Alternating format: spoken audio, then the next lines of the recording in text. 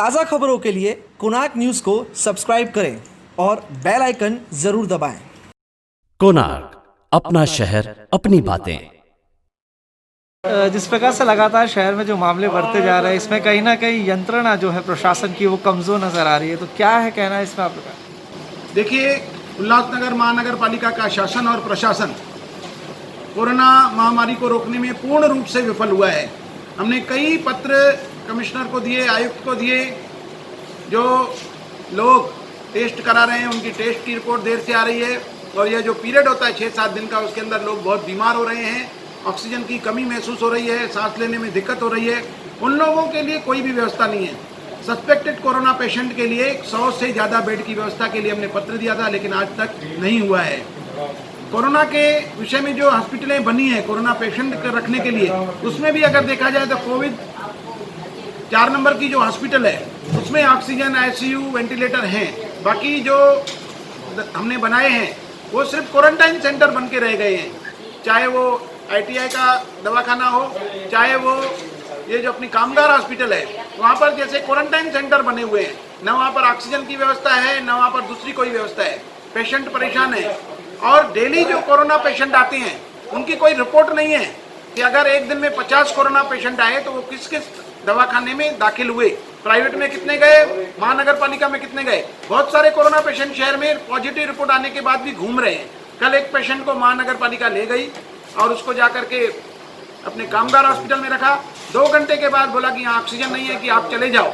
और वो पेशेंट भटकता भटकता 12 घंटे इधर उधर कहीं पर नहीं रखा और घर में जाके बैठा है। आज सुबह 12 बजे तक वो अपने घर में बैठा है, वो परेशान है, उसको ऑक्सीजन की कमी है। ऐसे बहुत से पेशेंट हैं जिनके बारे में कोई यहाँ पर मालूम ही नहीं है।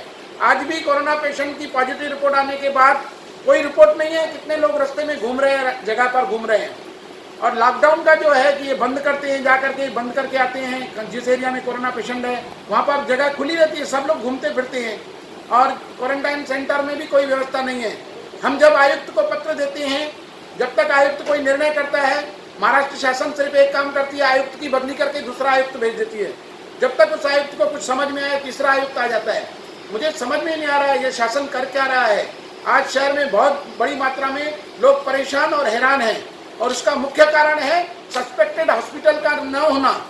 जिन लोगों को अचानक बुखार होता है तो कोई भी दवाखाना उनको लेता नहीं है, क्योंकि उनको पूछते हैं कि आपने कोरोना रिपोर्ट कराया है कि नहीं कराया है। तो मैं आयुक्त से निवेदन करूंगा, उनको मैंने रिपीट पत्र भी दिया है, आयुक्त नए आए हैं, कि सस्पेक्टेड बीमारों के लिए 100 बेड का कोरोना हॉस्पिटल तुरंत तैयार होना चाहिए, जिसमें ऑक्सीजन, आईसीयू, वेंटिलेटर सब व्यवस्था होनी चाहिए।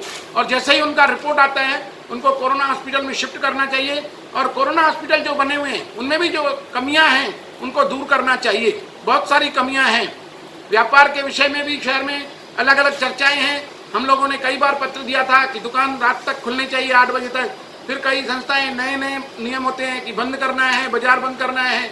जब एक बार शासन, महाराष्ट्र शासन लॉकडाउन खत्म करने के विषय में सोच रहा है, भारत सरकार धीरे धीरे बाजारें खोलती जा रही है, एक तरफ, दूसरी तरफ हम यह निर्णय ले रहे हैं कि हमें क्या करना चाहिए। सिर्फ हम लोगों को परेशान करें, व्यापारियों को परेशान करें, यह निर्णय ठीक नहीं है। फिर भी अगर महाराष्ट्र शासन, कलेक्टर या माननीय आयुक्त उल्लासनगर महानगर पालिका के बाजारों के विषय में कोई भी उचित निर्णय लेंगे तो हमारी जितनी भी शॉपकीपर की संस्थाएं हैं भारतीय जनता पार्टी की, उन सभी का सहयोग रहेगा, और हम हर बात को मानेंगे। हमारा सिर्फ एक ही लक्ष्य है कि कोरोना महामारी शहर से खत्म होनी चाहिए, कोरोना पेशेंटों को बराबर सुविधाएं मिलनी चाहिए, सस्पेक्टेड पेशेंटों के लिए एक अच्छा दवाखाना होना चाहिए। कोणार्क, अपना शहर अपनी बातें।